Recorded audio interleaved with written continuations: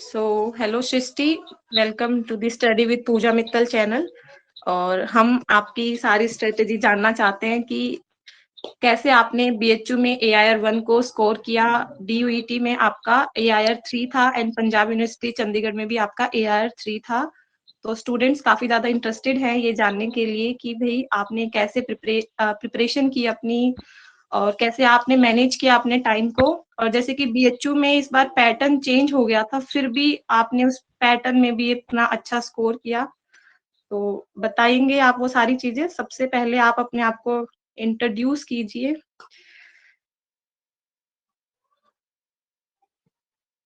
आपकी वॉइस आपने म्यूट कर दिया।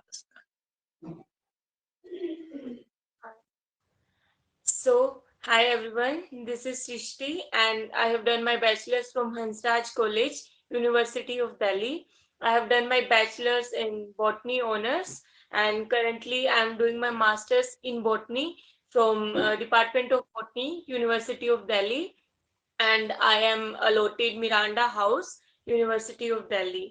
So I have scored all India rank 1 in BHU, All India rank 3 in DU, MSc Botany, and All India rank 3 in PU, MSc Botany.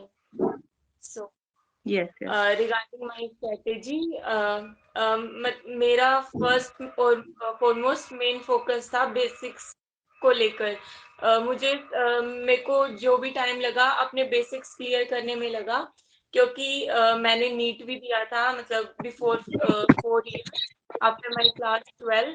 तो वहाँ पे I scored 507 marks and मैं हरियाणा से हूँ, तो जनरल कैटेगरी में मेरा वहाँ पे मुझे सेमी गवर्नमेंट कॉलेज तक नहीं मिला था। तो मुझे अपने सारे मतलब कमियां पहले से ही पता थी कि किस वजह से मेरा नीट नहीं हुआ था।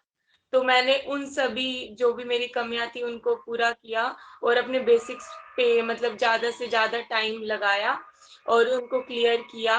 और रिगार्डिंग बुक्स, सबसे पहले मैंने अपने जो कोचिंग नोट्स थे नीट को लेकर बॉटनी, मैंने सारी की सारी बॉटनी उनसे कवर की। और रिगार्डिंग लाइक कितने टाइम्स पढ़ा, तो 4 to 5 टाइम्स मैंने पढ़ा। आप देखिए कि मैंने नीट के टाइम पे भी सेम नोट्स पढ़े थे, तो ऑलरेडी मेरे माइंड में कहीं ना कहीं पे वो सब मतलब पहले से ही प्रेजेंट था। फिर से मैंने अब एंट्रेंस की प्रिपरेशन के लिए वही सब चीजें दोबारा से रिवाइज की, तो मेरे माइंड में एक तरीके से छप गई थी। तो उसको लेकर मेरे बेसिक्स ऑलरेडी क्लियर थे, फिर मेरा सिर्फ काम था कि थोड़ा जो एडवांस जो कॉन्सेप्ट्स हैं उनको कवर करना। तो उसको लेकर जब मैं अपनी ग्रेजुएशन की बात करूं, तो हमारे 3 जो सेमेस्टर्स थे वो ऑफलाइन थे, 3 सेमेस्टर्स कोविड की वजह से ऑनलाइन हो गए। तो जो स्टार्टिंग के 3 सेमेस्टर्स थे उनमें मेरी ऑफलाइन क्लासेस लगी थी, तो उनके अंदर हमने नोट्स वगैरह जो प्रिपेयर किए थे मैंने उनको रेफर किया, उनको पढ़ा, 2 to 3 टाइम्स मैंने उनको पढ़ा। तो जो थोड़े एडवांस कॉन्सेप्ट्स थे मैंने अपने वहां से वो कवर किए।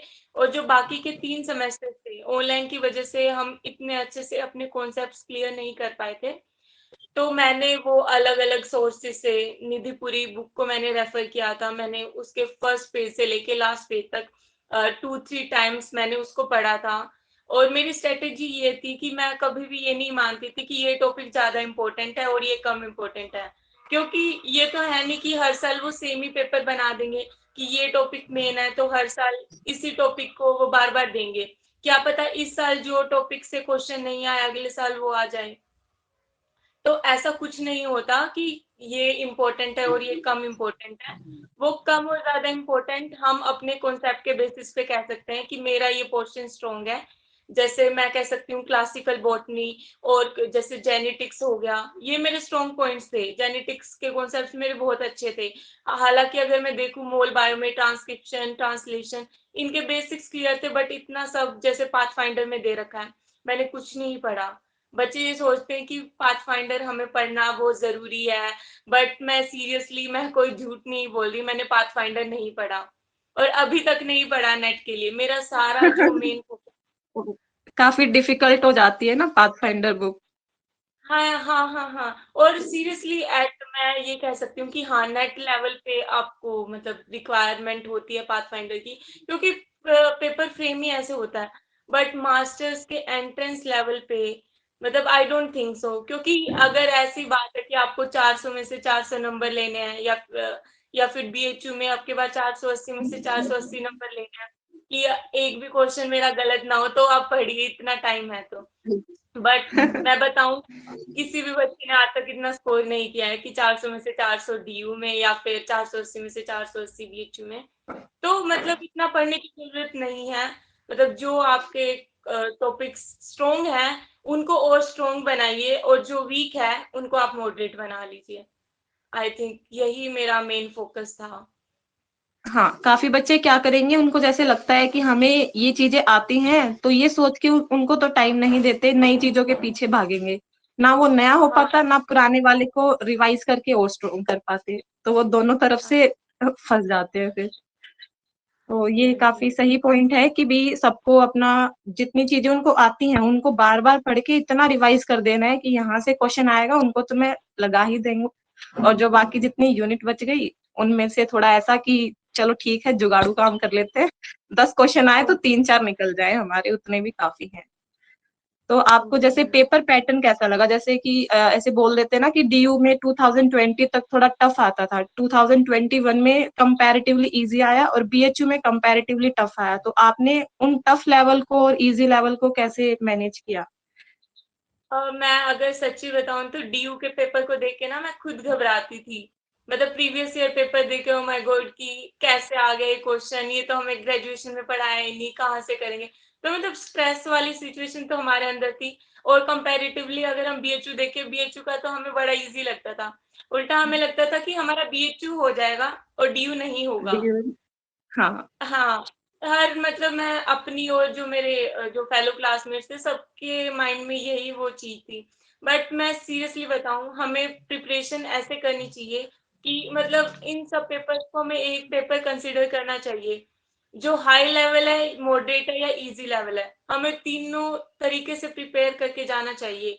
डीयू में हाई लेवल आ जाए, लो लेवल या मॉडरेट आ, हम वो भी कर पाए। और सिमिलरली बीच में कैसा भी लेवल आ जाए हम कर पाए। और इसी चक्कर में मैंने प्रीवियस ईयर पेपर्स पे बड़ा मतलब वो ध्यान डाला था। मैंने सारे पेपर सोल्व किए थे 4 to 5 times with their theory part. कि क्वेश्चन जो पूछा गया है कि उनकी थ्योरी क्या है, किस टॉपिक से, उस टॉपिक को रिवाइज किया, या फिर उससे जो सिमिलर कॉन्सेप्ट्स हैं उनको उनके बारे में पढ़ा। तो मुझे यही लगा कि अगर हम एक ही पेपर कंसिडर करके चले इन सबको, और सिमिलर वे में पीयू तो बहुत ही इजी पड़ता है इनके आगे। हाँ। तो अगर हम कि एक तरीके से एक ही पेपर मान के अगर हम पढ़ें, तो ये तीनों पेपर निकल जाएंगे। अगर यही सोचे कि डीयू में हार्ड हार्ड लेवल है, हम पाथफाइंडर पढ़ लें और पेपर इजी आ जाए, तो उसका फिर बेसिक्स क्लियर नहीं होंगे, उसका हो ही नहीं सकता। और सिमिलर वे हाँ, में, हाँ, सिमिलर वे में बीएचयू के लिए भी ऐसा ही है।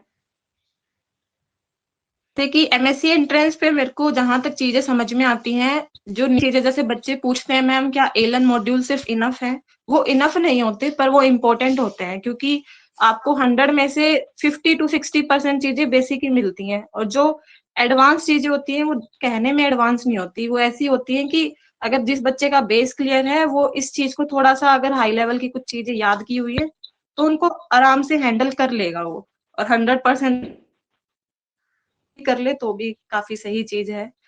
तो आपने फिर जो ये एडवांस लेवल की चीज जिसको बोल रहे हैं, तो जैसे डीयू से हुआ, आप तो डीयू में स्टैंडर्ड बुक पढ़ाते थे बीएससी में भी, तो उन सारी स्टैंडर्ड बुक्स में से नोट्स वगैरह बनाए हुए थे, जैसे सेल बायो है उनके क्वेश्चंस अगर मैं देखूं इसके पेपर में तो नेट लेवल के क्वेश्चंस हैं, जैसे मोल बायो में तो इतना नहीं है, ऐसे सेलेक्टेड कुछ कुछ यूनिट्स देखे तो हमें लगता है कि हमें कुछ उस हिसाब से प्रिपेयर करना पड़ेगा।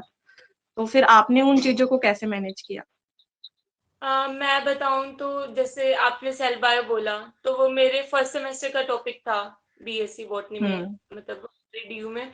तो वो जो हमें जो टीचर्स पढ़ाते थे, तो वो हमें स्टैंडर्ड बुक से ही पढ़ाते थे। तो जो मेरे क्लास नोट्स थे, मैंने सिर्फ वहीं से पढ़ा। मैं सीरियसली बता रही हूँ, मैंने कोई भी स्टैंडर्ड बुक नहीं पढ़ी है अपनी पूरी ग्रेजुएशन में। मैंने पहले 3 सेमेस्टर के अपने जो भी नोट्स थे टीचर्स ने पढ़ाए, क्योंकि वो भी स्टैंडर्ड बुक से ही पढ़ा रहे थे। तो मैंने उनको ही करा वो। और जिसके पास ऐसे नोट्स नहीं है, तो मैं कह सकती हूँ कि पाथफाइंडर में जो टॉपिक्स हैं इम्पोर्टेंट है सेल बायो के, मोल बायो के, वो टॉपिक्स हमें पेपर को एनालाइज करके खुद ही फाइंड आउट करने पड़ेंगे कि हाँ भाई ये टॉपिक है कि सेल मेम्ब्रेन है, इसके अंदर जैसे लिपिड की कंपोजिशन वगैरह इससे रिलेटेड, ये सब चीजें हमें मतलब खुद पढ़नी पड़ेंगी। मतलब हम सिर्फ एक सोर्स पे डिपेंड नहीं रह सकते, ये मल्टीपल सोर्स का एक कॉम्बिनेशन हमें वो बनाना पड़ता है और फिर हमें पढ़ना पड़ता है और तभी एंट्रेंस निकलता है। हाँ, तो जैसे आप तो चलो बैचलर्स आपकी डीयू से थी, पर काफी बच्चे ऐसे हैं नॉर्मल कॉलेज से हैं, अगर वो प्रिपेयर करे तो वो तो बच्चे न्यूट्रल रहते हैं। जैसे मेरा खुद का नॉर्मल कॉलेज से था, तो 6 सेमेस्टर तक हम लोग ऐसे रहते थे कि कुछ पता ही नहीं है क्या चल रहा है जीवन में।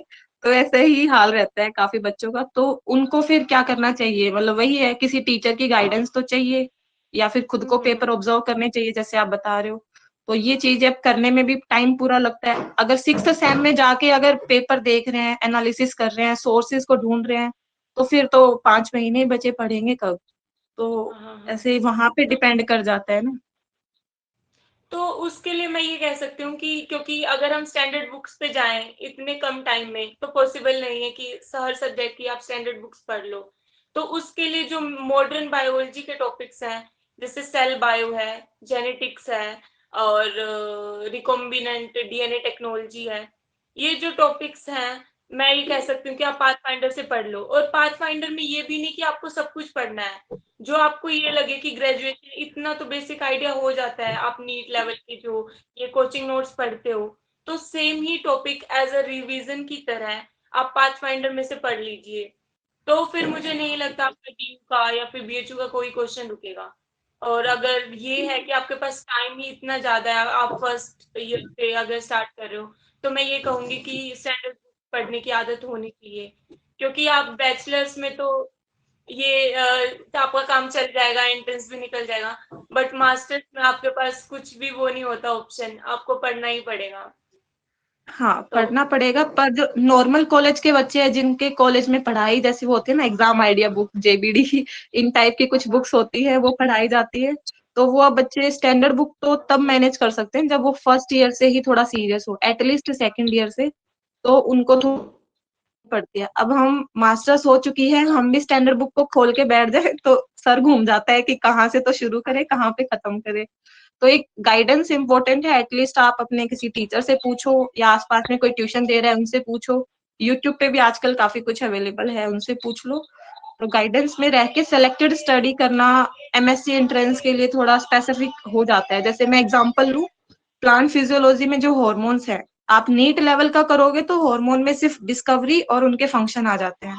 नेट लेवल की बात करो तो फंक्शन आ जाएंगे, उनकी बायोसिंथेसिस आ जाएगी, उनका जो मोड ऑफ एक्शन होता है वो भी आ जाता है, फिर आगे कैसे ट्रांसपोर्ट चल रहा है, किसके साथ किसका कॉम्बिनेशन पाथफाइंडर में मिलेंगी हमें। पर हमें उतना भी नहीं पढ़ना।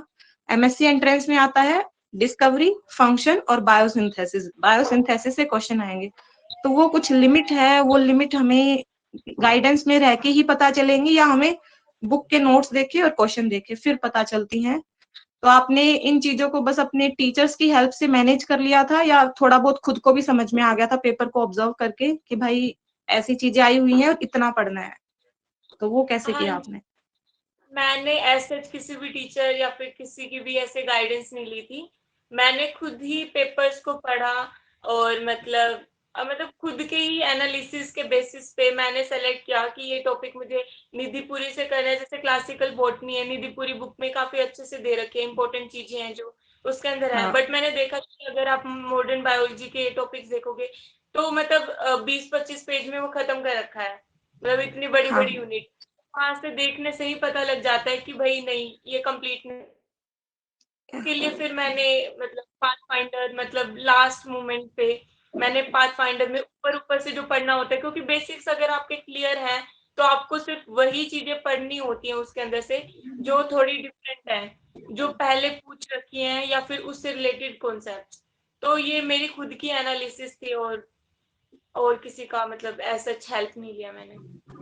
तो एनालिसिस आपने कब से स्टार्ट कर दिया था? ये फर्स्ट, सेकंड या फाइनल ईयर में ही किया था? मैं सच्ची बताऊं तो मेरा कुछ ऐसे था नहीं कि मुझे मास्टर्स करनी है। पहले मेरा मन था कि मुझे एमबीए करनी है, फर्स्ट ईयर सेकंड ईयर मेरा यही था। बट फिर मुझे लास्ट मोमेंट पे समझ आया कि मैं बॉटनी में अच्छी हूँ, तो मुझे अपने ही सब्जेक्ट में आगे कंटिन्यू करना चाहिए। तो जब मैं थर्ड ईयर में थी, अराउंड फैब मतलब लास्ट ईयर फैब 15 के बाद मैंने अपनी प्रिपरेशन स्टार्ट की।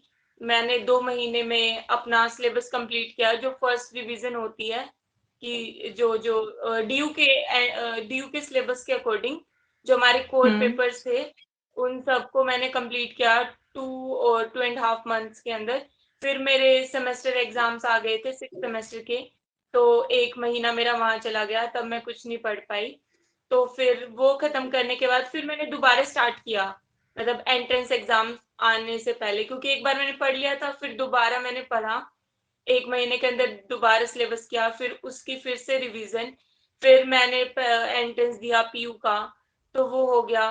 तो फिर उसके बाद फिर मैंने दोबारा से मतलब बीएचयू और डीयू के लिए प्रिपेयर किया। तो ये 4 to 5 टाइम्स मेरा मतलब मैंने सेम चीजों को पढ़ा और सेम वही प्रीवियस ईयर पेपर को सोल्व किया। तो वो हाँ सबकी उस पे डिपेंड होता है स्पीड के अकॉर्डिंग। मैं थोड़ा स्पीडी स्टूडेंट थी, मैं लास्ट मोमेंट पे चीजें कर लेती थी। बट सबकी स्पीड अलग होती है, वो पहले ही समझ आ जाता है कि हाँ उन्हें एमएससी ही करनी है, तो उनको आई थिंक सेकेंड ईयर से स्टार्ट कर देना चाहिए प्रिपरेशन हाँ, करना। और लास्ट मोमेंट पे उन्हीं का हो पाता है जिनका बेस क्लियर है। आपका बेस क्लियर था और आपने अपने एग्जाम जो थे उनको अच्छे से पढ़ के दिया था, इसीलिए आपका हो जाता था।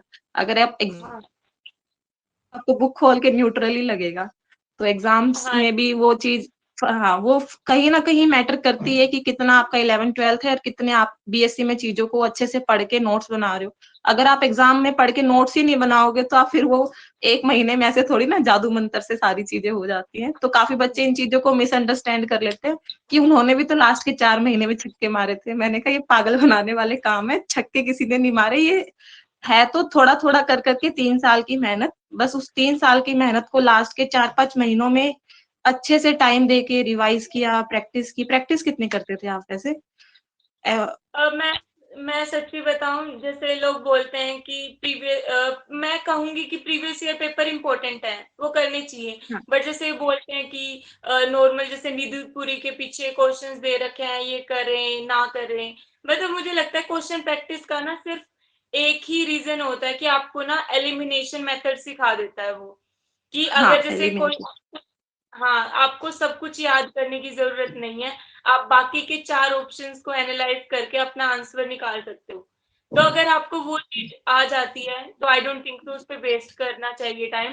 आपको अपना जो कॉन्सेप्ट है जो भी, उनको रिवाइज करना हाँ चाहिए, उस पर ज्यादा हाँ, ध्यान देना चाहिए। जितना रिकॉल रिवाइज करेंगे उतना अच्छा रहेगा। यही चीज मैं अभी हाँ जैसे ऑनलाइन कोर्स भी चला रही हूँ ना, तो बच्चों को प्रैक्टिस मतलब इतनी नहीं करवाती पर करवाती हूँ। जैसे थ्योरी पे ज्यादा रहता है, फिर साथ साथ में उनको 10 15 क्वेश्चन हर एक टॉपिक के साथ दिखा दिए। सिखाती ये है कि जितना हमने पढ़ाया, तो देखो 4 ऑप्शन है, 4 में से हमने 3 ऑप्शन वहां पे कुछ ऐसे दिए कि ये तो हमने पढ़ा है, कि जैसे मान लो ऑक्सीजन के किसी फंक्शन के बारे में है, कि ये 2 चीजें तो पता है, श्योर है हमें, ये तो हैं। 2 ऑप्शन का हमें है कि भाई हमें नहीं पता किसके हैं, तो अगर तुक्के मारने हो तो ऐसी चीजों पे मार सकते हैं जहां पे 1 या 2 ऑप्शन में कंफ्यूजन है। तो जो नेगेटिव का रिस्क जिसको घटाना है, यहाँ से नेगेटिविटी भी घटती है। और एक जैसे मैच द फॉलोइंग टाइप के क्वेश्चन आते हैं, तो काफी बार क्या होता है, एक टर्म सिर्फ ऐसी होती है जो हमें पता है, जिसकी नॉलेज है, बाकी 3 की नहीं है। तो काफी बार बच्चे डर के भाग जाएंगे आगे। पर आपको जिस टर्म की नॉलेज है, हाँ, उसका ऑप्शन देखो कि जो मैच हो रहा है ऑप्शन में, अगर मान लो 1 2 3 4 करके ऑप्शन है, आपको 4 का पता है कि सी ही होगा, नीचे ऑप्शन में देखो कि 4 का सी किसी के साथ है, काफी बार लक अच्छा हो तो मिल भी जाता है। बाकी 4 का क्या पता ए बी कुछ दे रखा हो, एक ही ऑप्शन में सी है, तो उसको आप कर लो। तो ये कुछ बस प्रैक्टिस में यही चीजें काम आती हैं कि कैसे आप नेगेटिव चीजों को अवॉइड करो, कैसे आप क्वेश्चन पे ज्यादा अच्छे से अप्रोच कर पाओ कि आपके स्कोर भी अच्छे रहे और नेगेटिव मार्क्स भी कम हो। तो मेन तो प्रैक्टिस का यही है। और हाँ हाँ, जैसे काफी एक तो ऐसे भी करते हैं स्टूडेंट्स की थ्योरी पढ़ी नहीं, उससे पहले एमसीक्यू और पीवाईक्यू को लेके बैठ गए कि मैम यहाँ से हम क्वेश्चन को पढ़ लेंगे, ऑप्शन जो है हमें नहीं आया तो बुक से सीधा उस ऑप्शन को देख के उसकी थ्योरी पढ़ लेंगे। ऐसे प्रिपरेशन नहीं होती, उस चीज का फिर क्या ही मजा। आपको कहानी स्टोरी पता नहीं है, सीधे लास्ट में उसके बारे में क्या कहते हैं चर्चा फैलाने लग गए कि भाई इसके अंदर ये है, इसके अंदर वो है। तो पहले तो यही है कि पूरी मूवी पता होनी चाहिए, तभी मजा आता है लास्ट में। हाँ, तो और इसके अलावा कोई, हाँ, सिलेबस आपका पूरा हो गया था, मतलब जितना रहता है स्पेसिफिक? हाँ, मैंने सिलेबस तो सारा कंप्लीट कर लिया था। बस मैं ये कहूँगी कि मोल बायो में जैसे पाथफाइंडर के अंदर अगर हम देखें कि बहुत बहुत ज़्यादा बड़ा ट्रांसक्रिप्शन, ट्रांसलेशन ये सब दे रखा था, तो मैंने कंप्लीट नहीं पढ़ा।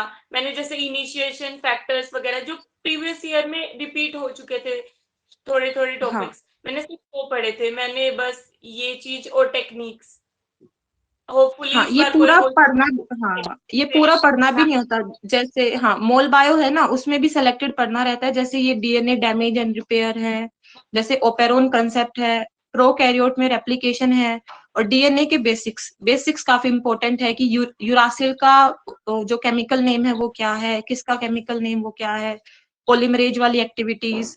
तो ये इतना डिटेल में वो जरूरी भी नहीं है, तो वहां पे मैं बोलती भी हूँ बच्चों को भी आपको सिलेक्टेड पढ़ना है, ऐसे थोड़ी ना पूरी चीजों पे जाओगे। तो आपने अपना जो सिलेबस होता है ना, भी हाथ में एक बुकलेट तो लेके रखें, तो कौन सी चीज को अपना मेन मान के चला था कि हाथ में एक सिलेबस उठा लिया, इसको देख देख के फॉलो कर रहे हो कि हो गया? तो मैंने एज सच तो सिलेबस नहीं उठाया था। मैंने बताया मैं डीयू से ही हूँ, तो मुझे हाँ, सेमेस्टर वाइज अपने पेपर से याद थे कि फर्स्ट सेम में सेल एंड मोल बायो था, उसके साथ में फाइकोलॉजी था, ऐसे करके। तो मैंने उसी पैटर्न में अपनी प्रिपरेशन स्टार्ट की कि पहले मैं सेल बायो कंप्लीट कर लेती हूँ, फिर ये फाइकोलॉजी कर लेती हूँ, साइकोलॉजी। फिर माइकोलॉजी, ऐसे करके। तो इस वे में मैंने मतलब अपनी पढ़ाई स्टार्ट की थी। अच्छा, तो स्पेसिफिक जैसे कोई बुक भी नहीं है, जैसे कुछ बच्चे बुक्स के नाम पूछते हैं कि लोअर बॉटनी का बता दो, और जैसे टेक्निक्स का बता दो, और इसका अप्लाइड पोर्शन का बता दो, तो ऐसे अगर आप अपनी साइड से कुछ बुक्स बताना चाहो बच्चों को? अगर मैं अपनी प्रिपरेशन बताऊं तो मैंने ऐसा बुक रेफर ही नहीं करी की है। ऐसे नाम तो मैं बहुत बता दूंगी कि अभी मुझे मास्टर्स में हाँ, पढ़ने को मिल रहा है, बट मैं ये बताऊंगी कि पाथ फाइंडर और निधिपुरी, इनका कॉम्बिनेशन, और साथ में नीट के नोट्स, आप आकाश के ले लो, मैं डीडी टारगेट पीएमटी से थी, उसके ले लो, इनके नोट्स, सिर्फ यही था, और प्रीवियस ईयर पेपर्स। और उसके टीचर्स के अलावा नोट्स आपके कॉलेज के? हाँ, हाँ, हाँ, मेरे वो टीचर्स के नोट्स थे, वो थे। तो इस हाँ, वज़ह से मुझे ज़रूरत ही नहीं पड़ी। दिक्कत नहीं और आई। हाँ, हाँ, और मुझे लगता है कि अगर निधि पूरी और पाथफाइंडर का अगर कॉम्बिनेशन लेके कोई पढ़े, तो उसको ज़रूरत भी नहीं है एमएससी एंट्रेंस लेवल पे इतना टाइम वेस्ट करने की। हाँ जी। बस उसमें दिक्कत ये आती है कि थोड़ा क्लासिकल पोर्शन वैसे निधिपुरी से हो जाता है, और थोड़ा सा एडवांस पोर्शन पाथफाइंडर से सिलेक्टेड में हो जाएगा। बस वो थोड़ा बच्चे की खुद की समझ है, अगर किसी की गाइडेंस में पढ़ रहे हैं तब तो कोई चीज की जरूरत ही नहीं होती, क्योंकि आप डायरेक्टली इनडायरेक्टली आपके डीयू के टीचर्स अच्छे थे, इसलिए एक तरीके से गाइडेंस में ही थे, क्योंकि नोट्स तो मिल ही रहे थे आपको, पढ़ा रहे थे। पर जो उन बच्चों के लिए मेरी साइड से एडवाइस है, जो थोड़े लोकल कॉलेज से है, या फिर जिनके कॉलेज के टीचर्स नोट्स नहीं देते या अच्छे से नहीं पढ़ाते, या तो आप किसी की हुँ। गाइडेंस में पढ़ो, या फिर आप जितनी भी यूट्यूब पे कुछ अच्छी गाइडेंस वीडियो है उनको थोड़ा सा अच्छे से लेके पेपर्स को अच्छे से ऑब्जर्व करो, सो दैट हुँ, अच्छी हुँ। प्रिपरेशन हो आपकी। तो टाइम मैनेज कैसे करते थे आप? जैसे हो जाता है ना, थोड़ा सा टाइम को भी ध्यान देके चलना पड़ता है, क्योंकि लिमिटेड टाइम में हमें चीजों को कवर करना है। तो मैंने जैसे बताया कि मैंने 2 ढाई महीने में अपना सिलेबस एक बार पूरा कंप्लीट कर दिया था, 6 के 6 सेमेस्टर का। तो अब मैंने कंप्लीट किया, तो मुझे अपनी लाइफ में चीज़ें भी तो कट शॉर्ट करनी पड़ी होंगी। तो मैं हाँ बताऊँ, जी। मैं दिन में 14 आवर्स पढ़ती थी। डेली मेरा होता था, क्योंकि हम्म। इतना ज़्यादा सिलेबस ढाई महीने में कंप्लीट नहीं हो सकता। अगर आप अच्छे से पढ़ो, आप नीट लेवल का भी पढ़ रहे हो, अपने ग्रेजुएशन के नोट्स पढ़ रहे हो, फिर निधि पूरी पढ़ रहे हो ऊपर से, फिर पाथफाइंडर में भी टॉपिक सेलेक्टेड पढ़ रहे हो। तो मेरा यही था, तो मैंने शायद 1-2 दिन मिस करे होंगे बीच में, बट मैंने 2 महीने रेगुलर वे में 14 घंटे पढ़ाई की और अपना सिलेबस अच्छे से कंप्लीट किया। तो जैसे क्वालिटी कि मैटर। काफी, हाँ, हाँ। क्वालिटी, जैसे कि अभी काफी बच्चे क्या होंगे, 14 आवर्स बैठ तो जाएंगे, पर उनसे अगर अगले दिन उन चीजों में से कुछ पूछ लो तो न्यूट्रल हैं। तो आपके साथ ऐसा कभी हुआ, या फिर ये था कि आज जो पढ़ लिया बस इसको बस एक बार देखने की जरूरत है, बाकी कोई कुछ भी पूछ लो, हो गया मेरा ये हाँ, डन कर? मैं एक एक दिन में कम पढ़ूं, ऐसा नहीं है कि मैं ये, बट मैं पढ़ती ऐसे ही थी। कि मतलब मुझे अगले दिन तक वो चीज याद रहे। मैं मतलब अगले दिन भी अगर पढ़ना लगती, कोई चीज होती जैसे एग्जाम्पल्स वगैरह होते हैं, उनको फिर से रिकॉल करती थी अपने नोट्स में से ही, तब मैं अगले दिन का पढ़ना स्टार्ट करती थी। ऐसे कोई फायदा नहीं है कि आप घंटे घंटे देख रहे हो, इतने घंटे पढ़ लिया, ये वो आप 10 घंटे भी पढ़ लो, बट पढ़ो वो कि मतलब आपको याद रहे वो चीजें, आप लास्ट मोमेंट पे उसको रिवाइज कर रहे हो, आपको याद आए वो चीजें। हाँ, तो यहाँ से कोई बच्चा मिसअंडरस्टैंड ना कर जाए, तो मैं यहाँ से ये चीज बोलना चाहूंगी कि डेली के टारगेट सेट करो कि आज हमें हाँ जेनेटिक्स करनी है। तो अगर पहले से पूरा पढ़ रखा है, नोट्स हैं, तो ये रखो कि एक दिन में आज रात को चाहे मेरे को 2 बजे सोना पड़े या 3 बजे सोना पड़े, जेनेटिक्स करके सोना है तो करके सोना है। ऐसे रखोगे तो चीजें हो जाएंगी। और उनमें से मुझे कोई कुछ पूछ ले तो मेरा हो मतलब मैं बता पाऊं। और मुझे कहीं से डाउट आ रहा है, आजकल तो सोर्सेज भी काफी हैं, चाहे किसी को मेल कर दो, टेलीग्राम पे पूछ लो, यूट्यूब पे पूछ लो। तो एक जैसे टेलीग्राम पे आजकल काफी क्विज वगैरह का ट्रेंड चला हुआ है, डिस्कशन, और ये तो उनमें कितना इन्वॉल्व थे आप, क्योंकि ये डिस्टर्बिंग चीजें भी काफी होती हैं बच्चों की लाइफ में। मैं सच्ची बताऊं तो मुझे पता ही नहीं था कि ऐसा कुछ होता है। जब मैं पीयू के एंट्रेंस के, क्योंकि सबसे पहले हमारा पीयू का ही एंट्रेंस था, तो उसके लिए जब मैं प्रीवियस ईयर पेपर सर्च कर रही थी तो मुझे आपका चैनल मिला था, आपने सब ये डाल रखा था। फिर जब मैंने हम्म। पीयू का दे लिया तो मुझे मास्टर्स ऑफ बॉटनी चैनल के बारे में पता चला, फिर मैंने उसको टेलीग्राम पे ज्वाइन किया। तो उसके अंदर भी जो क्वेश्चंस वो करवाते होते थे। तो मुझे ये लगता है कि ऑलमोस्ट जितने भी टॉपर्स थे निकले हैं ना, सभी के सभी हाँ। उन चैनल्स के अंदर होते हैं। तो आपको पहले ही हाँ। आपका पता लग जाता है कि आप स्टैंड कहाँ कर रहे हो। आप या हाँ। कंप्लीट क्वेश्चन का दे रहे हो टेस्ट, या फिर छोटे छोटे टॉपिक्स का। तो आपको रैंक लिस्ट में, सीरियसली मेरे साथ भी यही हुआ, रैंक लिस्ट में वही नाम मुझे दिखे अपने ऊपर नीचे, जो सब मेरे साथ क्विज़िज़ में थे। कोई मेरे, किसी की फर्स्ट पोजीशन आ रही थी, किसी की सेकंड, किसी की 8 9। तो आपको पता लग जाता है कि आप स्टैंड कहाँ कर रहे हो, तो देना चाहिए, और उसी हिसाब से आपको आपकी प्रिपरेशन को बूस्ट मिलता है। चलो, बढ़िया बात है ये भी। तो आप स्टूडेंट्स को आइडियल प्रिपरेशन के लिए कुछ गाइडेंस देना चाहोगे कि क्या डूज होने चाहिए, क्या डोंट्स होने चाहिए? डूज डूज पहले डूज को डिस्कस कर ले। हाँ हाँ। तो मैं मतलब ये दोनों कॉम्बिनेशन ही होगा सेम चीज का, डू और डोंट डू वाला। हाँ। तो पहली हम्म। बात ये, मैं अपने नीट के फेलियर के टाइम मुझे लगा था कि मैं अपनी मिस्टेक्स को एक्सेप्ट नहीं करती थी, कि मेरा क्वेश्चन गलत हो गया तो मेरे दिमाग में याद, हमारे दिमाग में होता है ना कि बुक में आंसर गलत दिया होगा, बट एवरी हाँ। टाइम चीज नहीं होती कि बुक में आंसर ठीक हम्म। होता है, बट हमारा मन कहता है हमारा आंसर ठीक है, ये बुक का आंसर गलत है। तो वो चीज नहीं होनी चाहिए। अगर कोई क्वेश्चन गलत दे रखा है, उसका आंसर गलत दे रखा है, तो उसका कॉन्सेप्ट पढ़ना चाहिए और तब अपनी जजमेंट देनी चाहिए कि आंसर गलत है या ठीक है। तो ये चीज दिमाग से तो निकाल ही दो कि बुक का ही क्वेश्चन आंसर गलत होगा, प्रीवियस ईयर पेपर का आंसर गलत होगा। तो अगर ये चीज आ हाँ जी। जाएगी, अपनी मिस्टेक्स को एक्सेप्ट करना आ जाएगा, तो मतलब सक्सेस ऑन द वे है। ये चीज है। और सेकंड चीज ये है कि कॉन्सेप्ट को रिवाइज करने में ज्यादा से और ज्यादा टाइम इससे देना चाहिए। हेलो। जी आपकी इसलिए नहीं आ हेलो। रही। हाँ, अब ठीक है। हाँ जी। हाँ जी। अब सही दिख अब रहा है? सही। हाँ जी, अब ठीक है। ओके।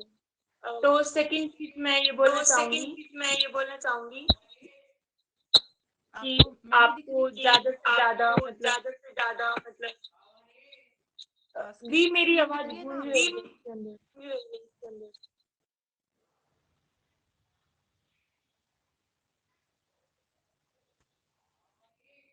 आज कमेंट बॉक्स में एक बार बताना जरा, स्टूडेंट सही आ रही है? वॉइस क्लियर नहीं है। तनु, अब आ रही है सही आवाज? तनु का लेफ्ट हो गया है। इको हुआ है। मेरे को तो इको नहीं हो रहा। मेरे को सही आ रहा है वैसे। इको में कैसे? मेरी अब आवाज इनके में गूंज रही है? हम दोनों की आपस में इको हो रही है क्या? कैसे हो रहा है? नहीं, सिर्फ मेरी नहीं, ही हो रही। मेरी ही इको हो रही है। अच्छा, चलो। हाँ, डूज में और क्या कह रहे थे आप? हाँ जी, मैं ये बोल रही हाँ थी जी, कि सेकंड इम्पोर्टेंट चीज सेकंड ये है इम्पोर्टेंट चीज कि ये है आपको कि आपको अपने अपने कॉन्सेप्ट्स को बार बार रिवाइज करने चाहिए, क्वेश्चन को बार बार सोल्व करना चाहिए। और सिर्फ सोल्व करने का ये मतलब नहीं होता कि आपने देख लिया आउटपुट लगा दिया उसका आंसर। आपको प्रॉपर उसका कॉन्सेप्ट पढ़ना चाहिए, आंसर ये करेक्ट हुआ है और दूसरे रॉन्ग क्यों है। आपकी आवाज मिक्स हो रही है। और मैं तो ये कहूंगी मेथड आ जाता सृष्टि, है तो हेलो आपको ज्यादा कंट्रोल करने की जरूरत नहीं है ज्यादा से ज्यादा हेलो कॉन्सेप्ट को hello revise hello hello hello stop लगाओ। मैं कह रही हूँ आपकी आवाज बीच में मिक्स हो रही थी, तो थोड़ा स्लो में, मतलब स्पीड थोड़ा स्लो रख के बोलिए, फटाफट बोल रहे हो आप। और एक थोड़ा सा लाउड। एक तो मुझे खुद की आवाज बार बार रिपीट होके सुन रही है, मैं दोबारा कट करके ज्वाइन करूं?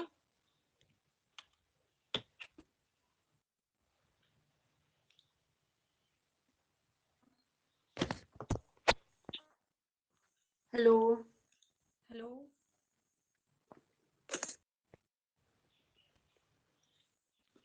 हेलो सृष्टि। हाँ जी, अब दिख रहा है आपको? हाँ हाँ। एक जी सेकंड, बोलिए। मैं इसको कट करके दोबारा ज्वाइन करूं? मुझे अपनी आवाज बार बार करके दोबारा ज्वाइन कर लो। ठीक है। तो हाँ, मैं पूछ रही थी कि स्टूडेंट्स को आइडियल प्रिपरेशन के टाइम क्या डूज एंड क्या डोंट्स होने चाहिए।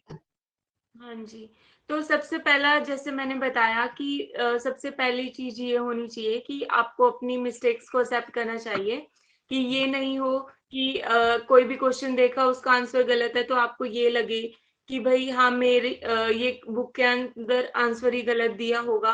क्योंकि ये मेरे नीट के टाइम मेरे अंदर बड़ा था कि कोई भी क्वेश्चन मुझे गलत दिख जाए तो मुझे यही होता था कि हाँ जरूर बुकलेट में ही आंसर इसका गलत होगा। मैं मतलब अपनी मिस्टेक्स को एक्सेप्ट ही नहीं करना चाहती थी।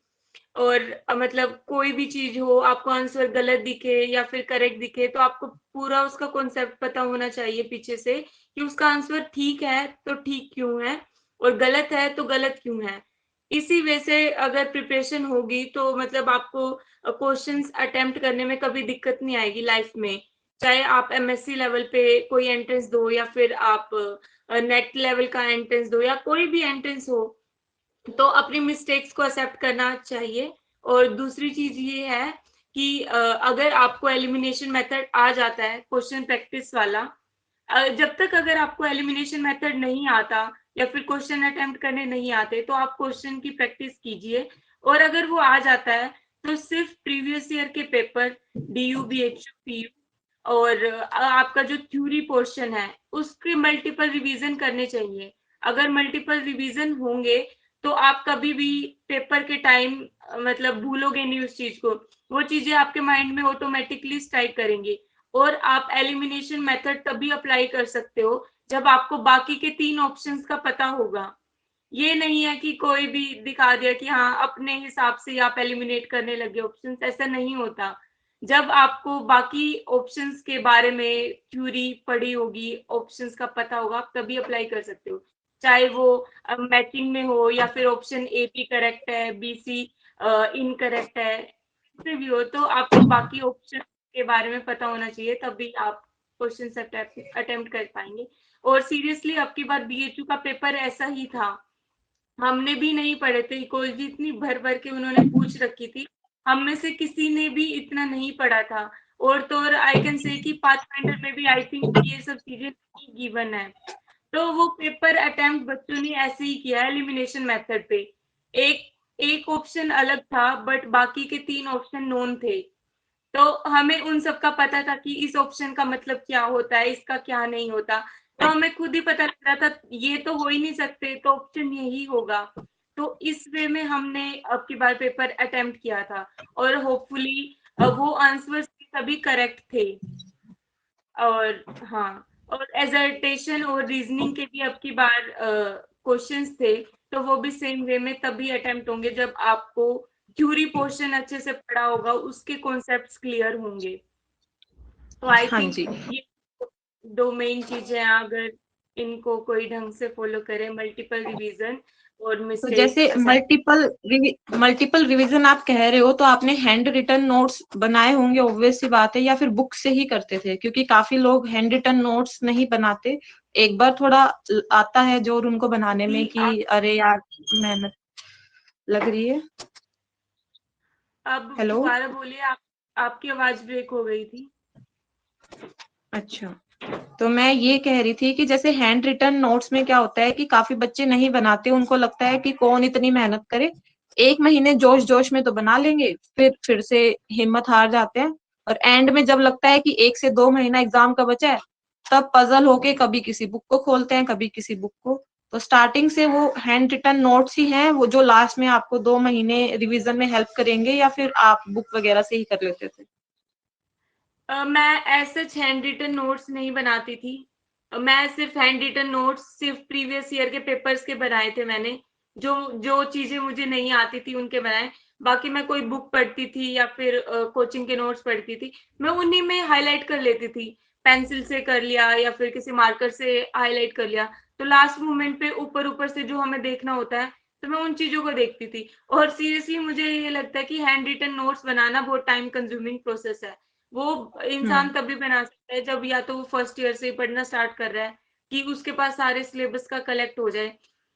वरना आई डोंट थिंक सो कि किसी में इतनी हिम्मत है कि भाई 4-5 महीने में कंप्लीट नोट्स तैयार, वो तो तैयार हाँ, करने में ही लग जाएगा, फिर पढ़ेगा हाँ, कभी नहीं। वो शुरू से ही होते हैं। बाकी आपके केस में तो क्या था, आपने कोचिंग ली थी, तो नीट के बेसिक चीजों के पास तो आपके पास अच्छे से नोट्स थे ही, जो आपने 2 साल पढ़ा। बाकी कुछ कुछ चीजें ऐसी थी, जैसे निधिपुरी में नोट्स की फॉर्म में ही है, जो आप फॉलो कर रहे थे, उनमें हाईलाइट कर लिया होगा। कुछ जो टीचर्स देते हैं वो सेलेक्टेड नोट्स ही देते हैं। जैसे यहाँ पे ये जो चीजें ना, इन चीजों को बच्चे गलत समझ लेते हैं कि क्या जरूरत है, हाईलाइट कर लेंगे तो, पर वो ये नहीं देखते कि सामने वाले का क्या रिसोर्स था, क्या मेंटेलिटी थी। तो यहाँ पे भी कोई इन चीजों को मिसअंडरस्टैंड मत करना, ये इनका केस है। इनके केस में ये था कि इनके पास 11th 12th बेसिक के अच्छे से नोट्स थे, और निधिपुरी में भी ऑलरेडी चीजें अच्छे से रहती हैं। पाथ फाइंडर में इनको जैसे मोल बायो इन सब में अगर दिक्कत थी, तो उन चीजों के सिलेक्टेड इनको जरूरत थी, तो उन्होंने अपनी जरूरत के हिसाब से चीजों को बनाया।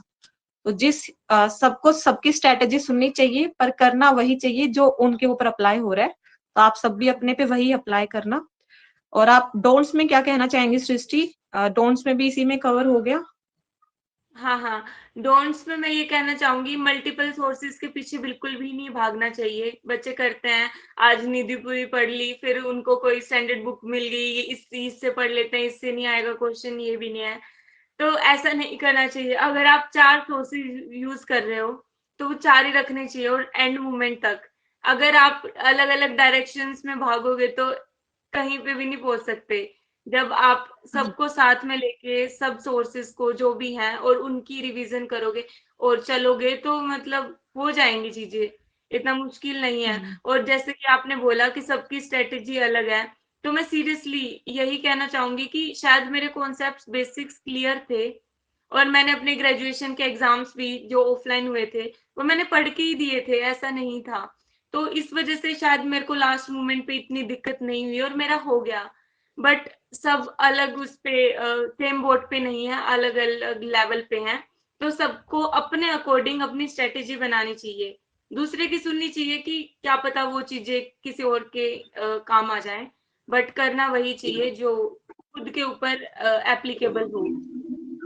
हाँ जी। और एक जैसे पूरी प्रिपरेशन टाइम में लास्ट के 4-5 महीनों में थोड़ा डर तो बना ही रहता है कि नहीं होगा, थोड़ा लो फील होना, ये तो सबके साथ ही हाँ, होता है। तो आप अपने आप को कैसे पुश करते थे? हाँ, मैं भी बड़ा डिमोटिवेट हो जाती थी, मेरे भी दिमाग, क्योंकि एक बार फेलियर मिल जाता है ना नीट के बाद, तो फैमिली की हाँ। साइड से प्रेशर, रिलेटिव्स कि इसका तो नीट भी नहीं हुआ, इसका कुछ भी नहीं होगा, ऐसे करके तो होता था। बट हाँ, मैं कहूंगी कि मेरा जो फ्रेंड सर्कल था, वो बहुत सपोर्टिंग थे। तो कभी भी मैं उनका तो ये तेरा तो हो ही जाएगा, मतलब उनकी ये लाइन थी, बेशक से वो एक एक स्लैंग की तरह यूज करते थे। बट हाँ, मतलब वही चीज मोटिवेटिंग बन जाती है बाद में, तो फिर लगता है कि ये लोग बोल रहे हैं, अब तो करके दिखाना ही पड़ेगा। वो वो और बात हो लास्ट में जाती। लास्ट में मुझसे कैसे पूछते हैं टेलीग्राम पे मैसेज करके लास्ट के कुछ दिनों में, मैम मेरी फ्रेंड है उनके 380 नंबर है मैम क्या उनका हो जाएगा मतलब फ्रेंड का नाम ले लेके खुद के बारे में मुझसे पूछती रहती थी। मैं सुना भी देती थी काफी बार कि आपकी फ्रेंड खुद नहीं पूछ सकती मतलब इन्होंने कभी इस चीज का ऐसे नहीं किया कि ठीक है, फिर भी पूछती रहती थी कि रोज मैम ये मेरे मतलब इतने मार्क्स है मैम किसी और के आपको पता हो कितने मार्क्स है फिर हाँ, क्योंकि लास्ट में मुझे पता तो चला ये खुद ही है हाँ, मतलब मुझे थोड़ा, मैं ऐसी थी, मैं ज़्यादा शो ऑफ नहीं करती कि मैं पढ़ती हाँ हूँ जी। या फिर, तो फिर एक तो मैं खुद ही कराई, क्योंकि उस टाइम तक तो मुझे भी था, क्योंकि पेपर ड्यू का बहुत ईज़ी आया था। तो उस बेसिस पे हुँ, मुझे लग रहा था कि मेरे 283 मार्क्स हैं, तो मुझे लग रहा था कि 350 भी होंगे किसी के भी। फिर बाद में मुझे पता चला सिर्फ़ मेरे से ऊपर सिर्फ़ 2 ही लोग हैं, और वो अभी मेरे क्लासमेट्स हैं। अभी मैं पढ़ रही हूँ अच्छा, ड्यू में। हाँ, हाँ जी, तो इस वज़ह से तो पता नहीं चलता, हमें ऐसे लगता है क्या पता कितने लोग होंगे हमसे ऊपर, इस वज़ह से। हाँ। तो फिर लास्ट में कुछ एडिशनल टिप देना चाहोगे या फिर बच्चों किसी को कुछ पूछना है तो वो अपना हैंड रेज़ करके इनसे पूछ लो कि कोई क्वेरी सोमा, वंदना, सृष्टि वो तो आप ही हैं, प्रियंका एंड पूजा रानी। आपको किसी को कुछ बात करनी है तो इनसे पूछ लो। अभी तो सामने ही बैठी तो बच्चे टेलीग्राम पे मैसेज करते हैं दीदी कुछ बता दो। हाँ जी। कर हाँ, किसी को कुछ पूछना है? घबराओ मत। मैं भी तुम जैसी ही थी यार। हाँ, वही। सच में ऐसे चलो कोई नहीं, आप अपनी साइड से लास्ट में कुछ और टिप्स रह गई हो, सोच रहे हो कि भाई ये भी ऐड करना चाहिए सेशन को एंड करने से पहले तो कर दीजिए। हाँ, हाँ। मैं बस यही बोलूँगी कि do focus on previous year papers, they are key to success, या डीओ और या बीएचयू। और सीरियसली हर पेपर, मतलब इन सब के जो भी आप एंट्रेंस दे रहे हो, हैदराबाद यूनिवर्सिटी का दे रहे हो, डीयू दे रहे हो, पीयू, बीएचयू कोई भी हो, इन सबको एक ही पेपर मान के पढ़ना चाहिए। ये नहीं हो कि हाँ, डीयू के लिए कम पढ़ना है, बीएचयू के लिए ज़्यादा, या फिर डीयू के लिए ज़्यादा, बीएचयू के लिए कम, ऐसा कुछ भी नहीं है। सबकी प्रिपरेशन एक ही जैसी होती है, बट आपको पढ़ना हर टाइप का चाहिए, इजी भी, मॉडरेट भी और हाई लेवल भी, हाँ ताकि जी। कैसा भी पेपर आ जाए, आप वहां पे मतलब मार ना खाएं, आपका क्लियर हो जाए। तो और हाँ, मल्टीपल रिविजन्स भी बहुत जरूरी हैं, वरना पेपर में आप याद भी नहीं कर पाओगे ये टॉपिक कौन से, क्योंकि सिलेबस बहुत वाइड है ना। बहुत तो वास्ट है। हाँ, हाँ, तो रिवीजन होंगी तभी आपको छोटी छोटी चीजें याद रहेंगी। और बाकी अपनी मेंटल हेल्थ को बहुत सही रखना चाहिए, क्योंकि बॉटनी पढ़ पढ़ के इंसान बिल्कुल ऐसा हो जाता है, अब बॉटनी हर जगह। खुद तो हाँ, खुद पत्ते जैसा हो जाते हैं हाँ। हाँ, सीरियसली सीरियसली। तो बहुत डिमोटिवेटिंग फेज होती है जब तक एंट्रेंस का रिजल्ट नहीं आता। तो अपना फ्रेंड सर्कल अच्छा रखना चाहिए और थोड़ा हमेशा पॉजिटिव रहना चाहिए। अगर पढ़ाई नहीं भी हो रही, एक दो दिन ब्रेक ले लेना चाहिए, क्योंकि बहुत ज्यादा पढ़ना पड़ता है।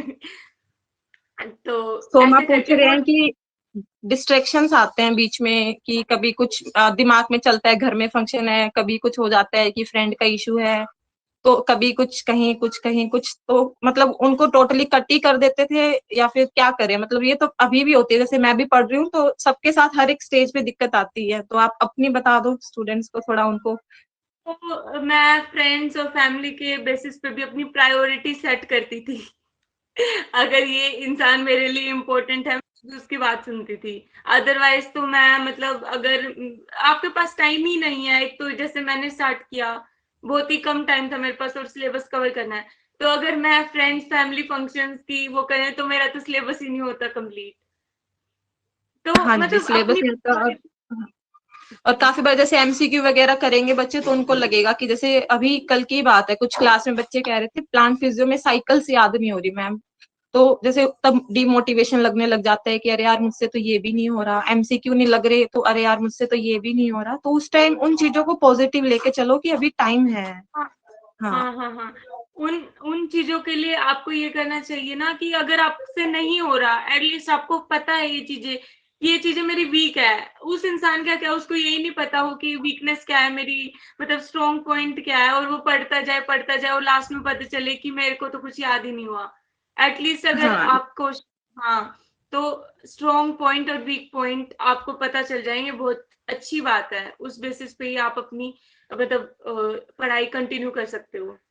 हाँ, और यहाँ से एक चीज ऐड करूँ, कुछ जैसे पता है हमें प्लांट मेटाबॉलिज्म जैसे इंपॉर्टेंट है, पता है चीज वीक है, पर उसको छोड़ो मत, कंटिन्यूअसली पढ़ते रहो, क्योंकि ये एंट्रेंस है। यहाँ पे एमसीक्यू मतलब एक तरीके से ऐसे कहते हैं कि आओ हम तुझे आंसर बता रहे हैं, बस तू मुझे देख एक बार मेरी तरफ देख, तेरे को सब पता चल जाएगा। क्योंकि अगर आप 10 बार उस चीज से निकल गए, याद नहीं भी हुआ, एग्जाम में क्वेश्चन आ गया, वही एलिमिनेशन मेथड लग जाएगा कि ये तो देखा देखा लग रहा है, इसको तो कभी देखा ही नहीं। तो वहां पे वो अप्रोच लग जाती है, तो हिम्मत नहीं हारनी चाहिए किसी को भी। तो एंड में सेशन को एंड करते हुए, study with Pooja Mittal channel ने कितनी हेल्प की आपकी प्रिपरेशन में, गाइडेंस में? हाँ, मुझे काफ़ी हेल्प मिली, स्पेशली मैं बोलूँ पीयू के लिए तो मुझे कहीं पे भी पेपर्स नहीं मिले थे प्रीवियस ईयर वाले, और मुझे आपके ही चैनल पे मिले और मैंने सब पेपर पढ़े अच्छे से, और उनमें से शायद 75 क्वेश्चंस का पेपर था, उनमें से 50 क्वेश्चंस रिपीट हुए थे यूँ के यूँ विदाउट एनी अरे स्टेटमेंट।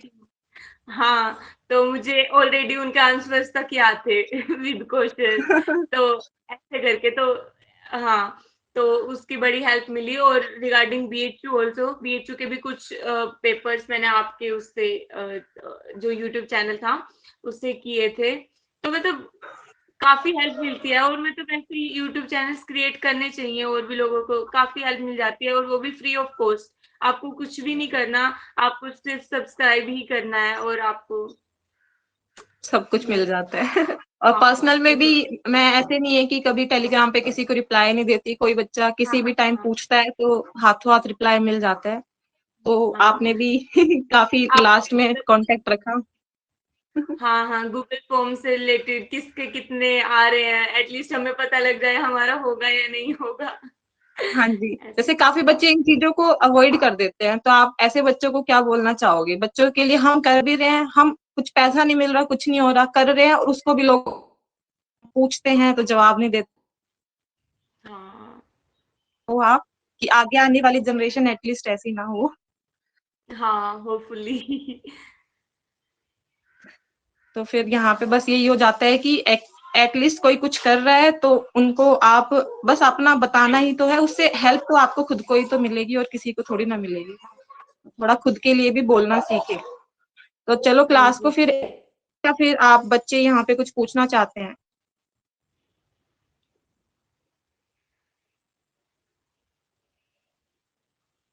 देख लो, वरना प्रियंका राय, पूजा रानी।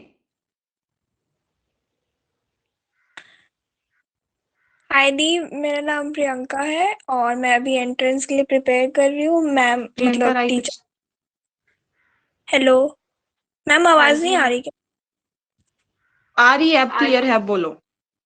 हाँ, तो दीदी मेरा आपसे ये क्वेश्चन है कि आपने बताया कि आप 14 आवर्स पढ़ते थे, तो इतना टाइम मैनेज कैसे करते थे? मतलब अब एक जगह पे बैठे रहना, फोकस भी करना है और इतना टाइम मैनेज करना है, तो ये तो घर पे तो पॉसिबल हो ही नहीं पाता। हाँ, जो मैंने बताया ना, मैं 14 आवर्स पढ़ती थी, तो मैं उस टाइम दिल्ली आ गई थी, क्योंकि मेरी ऑफलाइन लैब्स के लिए वो लैब स्टार्ट हो गई थी कि हाइब्रिड मोड में। हालांकि मैंने कोई लैब नहीं लगाई जाके, बट मैं अपने पीजी में ही थी, और मैं 4-4 घंटे की सिटिंग बनाती थी, कि सुबह 9 बजे से लेके 1 बजे तक पढ़ लिया, फिर 1 से 3 खाना खा लिया और फिर ब्रेक ले लिया, फिर 3 से 6 पढ़ लिया, ऐसे ऐसे करके मैं अपना टाइमिंग बनाती थी। और मैं बताऊं, अगर आप सीरियस हो किसी चीज के लिए, तो फिर कुछ भी नहीं दिखता, मतलब सब चीजें कट शॉर्ट खुद हो जाती हैं, बट वो आपकी सीरियसनेस पे डिपेंड करता है। टाइम भी मैनेज हो जाता है। और रिगार्डिंग फैमिली, आप उनको कह सकते हो, मतलब आप मतलब अलग कमरे में रह सकते हो, या फिर छत पे जाके बैठ के पढ़ लो, घर वाले सब नीचे हैं तो ऐसे करके। मेरी भी फैमिली ऐसी ही थी, जब मैं बीएचयू के लिए प्रिपेयर कर रही थी तो मैं घर पे चली गई थी उस टाइम तक। तो मेरे मम्मी पापा दोनों वर्किंग है, तो वो सुबह-सुबह अपने स्कूल में जाते होते थे, इतना शोर होता था। तो उस टाइम मैं करती थी, मैं 5:30 बजे उठ जाती थी, 5 साढ़े 5 बजे उठ के जब तक थोड़ी रोशनी नहीं आती थी, तो मैं नीचे कमरे में पढ़ती थी, बट जैसे ही थोड़ी रोशनी आ जाती थी, मैं छत पे चली जाती थी। और जब तक वो सब, मेरा भाई, मेरे मम्मी-पापा स्कूल में नहीं जाते, मैं छत पे पढ़ती थी। फिर उनके जाने के बाद, मैं फिर नीचे आ जाती थी। तो ये चीजें खुद को मैनेज करनी पड़ती हैं अपनी फैमिली के अकॉर्डिंग, कि वो यहाँ पे शोर हो रहा है तो मैं वहां चली जाती हूँ, जब वहां पे हो जाएगा तो मैं वहां चली जाऊंगी, ऐसे करके। और मुझे अगर क्या 14 घंटे लगे हैं डेली सिलेबस कवर करने के, क्या पता आपको सिर्फ 8 ही लगे, तो मतलब घंटे वो नहीं है, मतलब कि लिमिट की हाँ मैंने 14 घंटे पढ़े तो अब मेरा हो जाएगा। तो वो सबके लिए अलग होते हैं, क्या पता आप 8 घंटे में ही उतना पढ़ लो जितना मैंने 14 में पढ़ा। तो ऐसे करके, और अपनी फैमिली को भी समझाओ और खुद भी थोड़ा दिमाग हाँ, लगा के यहाँ कि से जैसे मैं एक चीज ऐड करना चाहूंगी, इस चीज को ही मैं सभी क्वेश्चन का आंसर देती हूँ कि जैसे इन्होंने मैनेज किया तो इनका क्या था, इनको बस पता था मेरी प्रायोरिटी मुझे पढ़ना है, तो इन्होंने एक्सक्यूजेस नहीं बनाए कि भाई घर में शोर है, वो आपके हाथ में है, आप एक्सक्यूज बनाना चाह रहे हो या फिर कुछ आप रास्ता देखना चाह रहे हो। जब पता है कि 8 से 10 घर में शोर रहने वाला है तो 5 बजे उठ जाओ, वो लोग शोर मचा रहे हैं तब सो जाओ, या तब नहाना कर लो, खाना कर लो, मतलब वो आपके हाथ में है कि हमें पता है कि ये तो काम इस टाइम में होगा और हम इस टाइम नहीं पढ़ सकते, तो आप उससे आगे पीछे का टाइम फिर उस हिसाब से मैनेज करो। जैसे क्लास में एक स्टूडेंट है सोमा, इन लोगों ने, इनका भी था कि मैम मैं पढ़ नहीं पा रही, ऐसे सबका रहता है। तो वो बस गाइडेंस यही रहती है कि ये आपके हाथ में है कि आप एक्सक्यूज दोगे या आप पाथ देखोगे। अगर ये उस टाइम ये देखती कि मेरे घर में शोर हो रहा था तो आज इनका कोई इंटरव्यू नहीं लेता कि आप अपनी स्ट्रेटेजी बताओ, तो लास्ट में कोई आपकी ये नहीं सुनेगा कि मेरा तो इस रीजन से नहीं हुआ, सबको बस ये पूछना होगा कि आपका किस रीजन से हुआ है। तो वो बस सारी चीजें आपके हाथ में ही है कि आपको कैसे करना है। पूजा रानी पूछ रही है कि डीमोटिवेशन को कैसे दूर करे। डिमोटिवेशन मैं बताऊं, जब भी मैं डिमोटिवेट होती थी तो मैं अपने फ्रेंड्स को कॉल कर लेती थी। मतलब जो भी मेरे अंदर चल रहा है, मैं हाँ, डिमोटिवेट हो रही हूँ क्या पढ़ाई में, मेरे को ये याद नहीं हुआ, मैंने प्रीवियस ईयर देखा, ऐसे ऐसे क्वेश्चंस थे जो मुझे नहीं आते, तो मैं अपने हाँ, फ्रेंड से सब कुछ बोल दे, जो मेरे अंदर चल रहा है मैं वोमिट कर देती थी उनके हाँ, सामने। वो मिट कर दो उसको। हाँ, हाँ ऐसे तो अच्छा सर्कल रखो अपना। हाँ। यही होता है क्योंकि जैसे अभी क्लास में जो मेरे से पढ़ रहे हैं बच्चे, 20-22 बच्चे हैं, तो उन सबको भी मैं यही बोलती हूँ, बच्चे जैसे एक्टिव थोड़ा कम रहते हैं तो उनको मैं तो एज ए फ्रेंड भी रहती हूँ, मैं कहती हूँ कि जरूरी नहीं है सबके पास अच्छे दोस्त हो, तो आप मुझे अपना दोस्त मान के वोमिट कर दिया करो, मैम ये चल रहा है, चाहे बॉयफ्रेंड का इशू हो, गर्लफ्रेंड का इशू हो, मम्मी का हो, किसी का भी हो, सबका उगल दिया करो कि ये चल रहा है। उगलने से क्या होता है, मन हल्का हो जाता है और कुछ तो सामने वाला हाँ बताएगा ही। और ऐसे के आगे हाँ मत उगलो जो नेगेटिव सलाह देगा, क्या करना है भाई, हाँ एमएससी करके ऐश ले, शादी कर, ये कर, वो कर। ऐसों से तो फिर बच के ही रहो, ऐसे तो और ज्यादा आपको नेगेटिव कर देंगे। तो जहां से मेरे थोड़ा ऐसे पॉजिटिव वाइब मिलती है। हाँ और मैं हाँ, ज्यादा लोग। हाँ हाँ बोलो आप। मैं कह रही हूँ जहां से जैसे एक तो नेगेटिव वाइब मिलती है उनसे थोड़ा दूर रहो। ऐसों से शेयर कर लो जो मतलब बदले में कुछ गाइड ना करे, एटलीस्ट आपके मन की बात सुन ले, उन वो भी ठीक है उनसे, तो क्योंकि उसमें क्या हो गया, आप अपना बोल के हल्के तो हो गए। और ऐसे और भी अच्छे हैं कि जिनके सामने बोलोगे वो कुछ गाइड करेंगे। ये गाइड वाला कभी कभी गलत क्या हो जाता है, वो अपने मेंटल स्टेट के हिसाब से गाइड करेंगे, क्या पता आपकी फिलहाल मेंटल स्टेटस कैसा चल रहा है। तो वो अल्टीमेटली आपको खुद को ही डिसाइड करना पड़ता है कि क्या आपका मेंटल स्टेटस है, कैसे आप चीजों को मैनेज कर सकते हो। क्योंकि जैसे इन्होंने अपनी चीज बता दी कि मैम ऐसे ऐसे मुझे पेरेंट्स ऑफिस जाते थे तो दिक्कत होती थी, तो मैंने बस सुन लिया, मैं ये बोल दूंगी आप पहले पढ़ लो। पर अब क्या पता इनको कोई हेल्थ इशू हो तो ये पहले ना भी उठ पाए, तो वो अल्टीमेटली आपको ही पता है कि आपकी क्या क्या प्रॉब्लम है और उनका क्या सोल्यूशन है। तो एक्सक्यूज बनाना है उन सबका या फिर सोल्यूशन देखना है, वो भी आपके ही हाथ में है। सभी चीजों का एक ही आंसर होता है, उसको चाहे इधर से घुमा लो चाहे उधर से घुमा लो, बात एक ही आनी है। हाँ जी हाँ यही जी। रहेगा लास्ट में। एक और बात मैं बोलना चाहूंगी कि मतलब फ्रेंड सर्कल ये नहीं होता कि आप 10 लोगों से बात करो या 20 लोग, इतना बड़ा सर्कल हो, चाहे आपके पास एक हो या दो हो, वो मोर देन इनफ है। अगर वो आपकी बात सुन रहे हैं और आपको सही गाइडेंस दे रहे हैं तो एक दो फ्रेंड भी बहुत है। ये नहीं होता कि मैं 10 लोगों से बात करती थी, मैं सिर्फ 2 ही लोगों से बात करती थी, बट उनको मैं सब कुछ ऐसे, चाहे मुझे 1 घंटा लग जाए, मैं सब कुछ बता देती थी और फिर अपना माइंड बिल्कुल क्लियर कर लेती थी कि फिर मेरे दिमाग में कुछ चलता नहीं था। तो सेम चीज आप लोग भी कर सकते हो, अगर आपका कोई अच्छा फ्रेंड है, या फिर अपनी मम्मी से कर लो बात, पापा से कर लो, भाई से कर लो, कोई भी एक बंदा हो जिसको आप अपनी जर्नी में अपने साथ तक लेके जाओ जब तक आपका एंट्रेंस रिजल्ट नहीं आता। तो मतलब मुझे तो हाँ जी। लगता है कि मेहनत से ज्यादा मतलब उस बंदे को क्रेडिट जाता है जो जर्नी में साथ चल रहा था हमारे साथ में, आपके दोस्तों का डीमोटिवेटिंग। क्या नाम है, दोस्तों को भी थैंक्स बोल देते हैं। क्या है नाम? मेरे दोस्त विशाल है एक, और एक सौरभ है। हाँ अच्छा, दोनों लड़कियां भड़काऊ होती है। हाँ। हाँ, लड़कियां भी ये होता है कि वो फिर लड़कियों के हिसाब से सोचती हैं। वो मतलब हाँ जी, सपोर्ट वे में ये होता है as a brother support type में, तो वहीं से हाँ ही जी। मिलता है। क्योंकि मेरे खुद के चलो, भाई तो छोटे, तो मुझे थोड़ा किसी बड़े सेम लेवल पे जो बंदा समझे ऐसे करके। हाँ जी। चलो बढ़िया है। और अगर किसी को भी लग रहा है जो इस वीडियो को देख रहे हैं उनको कोई सुनने वाला नहीं है, तो आप मुझे अपनी बातें सुना सकते हो। मेरी मेल आईडी में, कमेंट बॉक्स में, टेलीग्राम में, मैं तैयार हूँ सबकी सुनने के लिए। बस सब लोग अच्छे से पढ़ाई करो। ठीक है, फिर सेशन को हाँ एंड जी। करते हैं। हाँ जी। हाँ जी। थैंक यू सो मच सृष्टि, काफी अच्छा लगा आपसे बात करके, मजा भी आया। और होप ये जो अपना वीडियो है ये काफी बच्चों को हेल्प करेगा। इन केस किसी बच्चे को कोई और भी चीज पूछनी है तो वो कमेंट बॉक्स में कमेंट कर देना। और आपसे फिर मुझे मैसेज करेंगे, मैम हमें सृष्टि से कांटेक्ट करना है, कैसे करें? तो आप अपना मेल आईडी बोल दो, सो दैट इन केस किसी को जरूरत हो तो वो आपसे डायरेक्ट मेल पे। हाँ, हाँ। मेरा मेल आईडी है naidu07@gmail.com। मैं आपको टेक्स्ट भी कर दूंगी, आप वहां पे वीडियो के सबटाइटल में मैं डाल देना। हाँ, मैं हाँ। इसमें डिस्क्रिप्शन में भी डाल दूंगी। ठीक है गाइस, चलो thank you so much. Video अच्छी लगी है तो लाइक कर देना, सब्सक्राइब कर देना और अपने दोस्तों के साथ इसको शेयर कर देना। Okay then, bye bye. Thank you. Thank you.